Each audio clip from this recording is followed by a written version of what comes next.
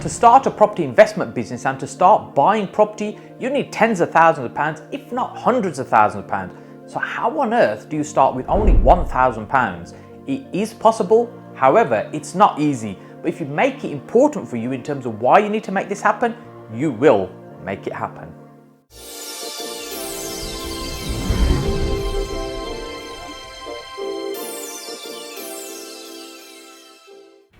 If you're watching for the first time, my name is Saj Hussain, and on this channel I share with you my 15 years of property investing experience to ultimately help you get further faster in your own property investing journey. The life of a property investor, or that as a property entrepreneur, reminds me of a great quote. Entrepreneurship is about living a few years of your life like most people won't, so that you can spend the rest of your life like most people can't. Ultimately, what that means is it requires hard work to get great results. Now, I've yet to meet a super successful person that hasn't worked hard. Yes, I know there's crypto billionaires that made their millions overnight by sitting on their backside and literally just pressing the enter button on the keyboard. But the reality is most people have to graft to be able to create something that they want. And property is no different. The rewards are absolutely phenomenal, but you have to put the effort in. But effort in itself is not enough. Now, if I was getting started in property investment right now and I was looking for the cheapest house that I could find in Birmingham, if I was to jump onto Rightmove and have a search locally to see what I could find, the cheapest house that I could find is probably going to be about 100 grand. Actually, I know that because I had checked this morning. However, if I was to extend that radius and look further afield, maybe about an hour and a half from here to see what I can find, I could probably find maybe a 2-bedroom house for about £60,000. Now, I don't know about you, but my math says £100,000 and also £60,000 are way more than £1,000. So you need a significant amount of money to get started. How on earth are we going to make it work? In order to get this to work, we need to think about it as 3 separate elements. What are those 3? The first one is time. The second one is money. And the third one is experience stroke knowledge. Now, when we think about them in those categories, what do I actually mean? Well, the first one, time, is the amount of time, energy, and effort that you're going to be putting in to research the deals, to analyze them, to appraise them, to go out and view them, to find them, all the work that needs to go in, the midnight oil that you'll be burning on Rightmove, Zoopla, looking for these deals. That's the time and energy that you're putting in. The other part then is required is the money. You might put all the effort that you need to, but unless you've got the money there, you're not going to be able to purchase a property, and which is what we're talking about. How do you start with only a small amount of this? And then, of course, the other part is the experience and knowledge. Now, we all start at the beginning, so there is no experience. However, you build the knowledge first in order to start progressing with experience, because that knowledge then gets transferred into experience as you start to implement. But at the beginning, most people tend to start here with an abundant amount of this. So they've got plenty of time, i.e. they're time rich, but they're cash poor. They've got a very little of this, if any, to be able to put into the deals. But here's the bit they're missing. They need to be working on building their knowledge in order to understand how to do deals and how to make it work. In property, there is so many ways to make money. You are not going to be able to make money using all the strategies that exist. However, you need to be able to build the knowledge to be able to understand what strategies will work well in the area that you're based on how much time and effort and energy you're putting in, based on the prices, the property cycle, so that you can find the best strategy that's going to produce the best results for you. Ultimately, what we're talking about is for you to be using your time and knowledge to find fantastic property investment opportunities so that you don't have to put very much of your own money into the deals. So how does that happen? Well, when we come to buying property, you need a significant amount of this. You can't buy property with no money, but who said it has to be your money? When you go and buy a property, for example, with a mortgage, you go and get a buy-to-let mortgage from the bank, whose money are you using? Using the bank's money, it's not your money. You're putting some of your money in. So there are creative ways that we can use to buy property. It can be other people's money we're using in the deals, or alternatively, it may not even be about purchasing, it may be just controlling the asset so you can benefit and profit from that particular property. So let's talk about those in more detail.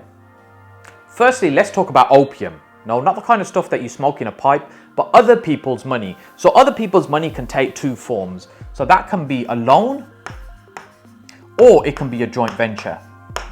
Now, a loan is really a fairly simple process. It's about borrowing a fixed amount of money for a fixed period of time to produce a fixed return. Very simple. Most people understand exactly what you mean when you refer to a loan. With a joint venture, essentially what you're doing is sharing the risk and the reward in terms of the outcome of that particular project. So let's say that property project, that development, refurb, whatever it is you're doing, that flip, if it takes longer, it costs more, then your partner who's funding the project also suffers with you. Let's say on the other hand that you're making much more money than you anticipated initially, again your partner would benefit in that, so they're sharing the risk with you and they're sharing the reward with you as well. So they're ultimately the difference between those two different types of other people's money. Now it doesn't matter what type of funding you look at, ultimately you'll fall into one of those. So if it's a mortgage, if it's a bridging loan, if it's debt-based crowdfunding, all of these fall into this category here of loans. Now let's say you're working with somebody and they're going to put all the cash into the project for you, you're going to do all the work and you're going to share the profit, then it falls into this joint venture arrangement over here. So pretty much most funding that you look at will fall into one of these two types of categories. Right now you might be thinking, hey Saj, that's all well and good, but why is somebody going to lend money to me for a project or to partner with me on a project? Well, let's break it down a little bit more. Let me give an example of a deal that we've recently done. So the purchase price on this particular property was £215,000. We then spent a significant amount of money on that property, in fact 179,000. So the total spend now on the property is 394,000. So quite a lot of money we've spent on the property to create what we've created. I'll explain what it is in a short while. Now we've just had a valuation carried out on that property and that valuation has come in at 555,000. So that means the equity now that we have in this particular property, or the uplift or paper profit if you like, is £161,000. Now when we look at it like that, when you can help make somebody £161,000, you are going to get their attention as to why they should work with you and fund deals for you. Before I explain what type of deal this is, let's look at the two different ways I could potentially have funded it. So with it being £394,000 that we required to do this particular project, we could have borrowed all that money, let's say for a year, for 12 months, at an interest rate of 10%. So it's a fixed amount of money for a fixed period of time with a fixed return. So that means over a year, we'll have just under £40,000 that we will end up paying in interest. So just under £40,000 in interest on that particular project.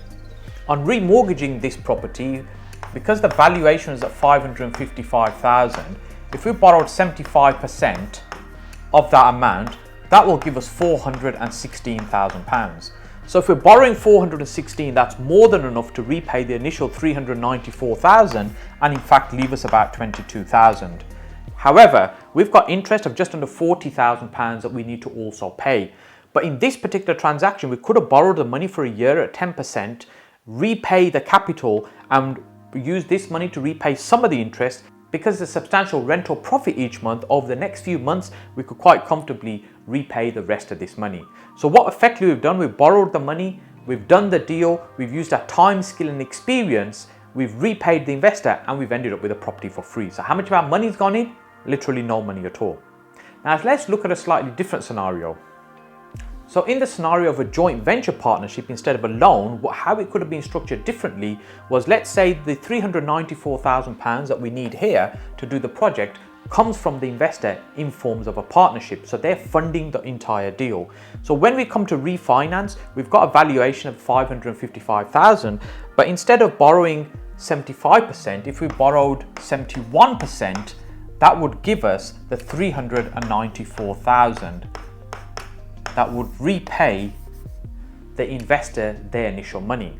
So that 394,000 can be taken out to repay the investor. You don't need to borrow all the money or take more out. So in this particular scenario, the investors had their money back. They've not had any profit out of the deal right now, but they now co-own the property with us long term. So how does that actually look in terms of numbers? Well, they've got a monthly rental profit that they're now going to be creating. In these type of properties, we're generally doing about £1,200 to £1,500 a month rental profit. So we've got that that'll be shared, but also we've created the equity over here of 161,000. Got 161,000. When we share that, that's probably about £80,000 equity between the partner and myself. Now, that's quite a lot of numbers I've just shared there, but the point being, I'm shared you 2 ways where we can use somebody else's money to do the deal.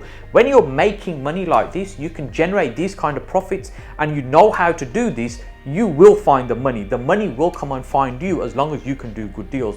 But deals like this are done based on knowledge and understanding. Now, the very first deal I did was not anything like this. In fact, this was a HMO in Birmingham I've done, but we've done so many of these that we have the skill, the knowledge and understanding.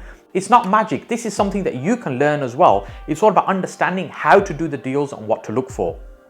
So before we talk about the second method, let me ask you a favor. If you're enjoying this content, then I ask you to hit that like button and also subscribe to the channel. It's absolutely free. You don't have to pay a single penny, and it really helps me out in terms of reaching more people, getting this content out to other people. And of course, if you've been here for a little while, you absolutely know that you get great nuggets here. In fact, we serve more nuggets here than McDonald's do. With the first method, we talk about purchasing property but using none of your own money, using somebody else's money to acquire the asset, and what you're doing is bringing value in terms of knowledge, experience, skill, research. You're putting all the effort into it, somebody else's money. However, it's not always about ownership, but the knowledge bit is important. If you understand how you can structure deals where you're not even purchasing the property, and what I call these are creative control concepts. These are different ways where you can control property rather than own it. So what kind of things am I talking about? Well, for example, lease options or purchase lease options may be something you've heard of, where you've got the right to be able to purchase a property at a future date, but you're not obligated to buy it. Now, how's that going to benefit you? Well, the benefit to you could be, for example, let's say there's an increase in price over time. It could be you're doing value add. It could be you repurposing the property from a single family house, maybe into HMO, to increase the amount of money that you're generating from it. All these things mean because you've got control of the property, you can create more money from that and make a profit from it without even owning the property. Now, when it comes to the ownership further on, so for example, on a lease option, when you buy the property at a future date, you don't have to purchase it. It may be that you sell the property to somebody else. So I've done a lot of these type of deals, and I was doing a lot of these, particularly when the market crashed out in 2007, 8, 9, that sort of period. I was very active doing these type of deals because there were just so many of these type of opportunities around. And this is why I was talking about the right type of opportunities in the right place, using the right type of methodology. And that really comes from having the knowledge and understanding of what deals you need to do when, at what time of the property market. Another type of creative control concept is rent to service accommodation. This is where you're taking a property on from an owner in terms of you're renting it for a period of time, but then what you're doing is running a short stay, like an Airbnb type model, where really you're charging per night as opposed to per month or over 6 months. And that way because you're operating a business there, you're making more money from that property than what it is that you need to pay the owner. There's a number of things that you need to make sure that you're doing properly and setting up correctly. And if you want to learn more about service accommodation, we'll link a video up here for you to watch that and learn more about service accommodation. The message that I really wanted to get across in this video, it's not having access to money that allows you to make money from property. You can start with very little or no money. In the examples I was given, literally you've not even spent the £1,000 that we started with at the beginning of this video. However, if you understand how to do these deals, you understand how to construct them, to put them together, you understand what type of deals work better in what type of timing in the property market, you can absolutely clean up and make money. I was fortunate enough, as I went through my property journey over the last 15 years, I've done many different strategies, but the thing I've always done is to stay nimble. And what I mean by that is as the property market evolves, we evolve in terms of what we're doing. So the kind of strategies we were using 4 or 5 years ago, maybe not the ones we're using today. And in a few years' time, we probably won't be using the ones we're doing today. So the knowledge constantly needs to be built on and improved, but it's important that you're implementing as well. I do run training programs and workshops and helping you build your knowledge in property so you can really profit from property in the right way. And if you want to learn more about those, just reach out to me, ping me a message on social media. But what I've got lined up next for you over here is a series of videos in a playlist that will really help you understand creative control concept and also using other people's money, which is really the theme of what we've been speaking about today. But just before you go and start watching those videos, make sure you click on my face down here to subscribe to the channel, because remember, it's free, and I'll see you over here on these videos.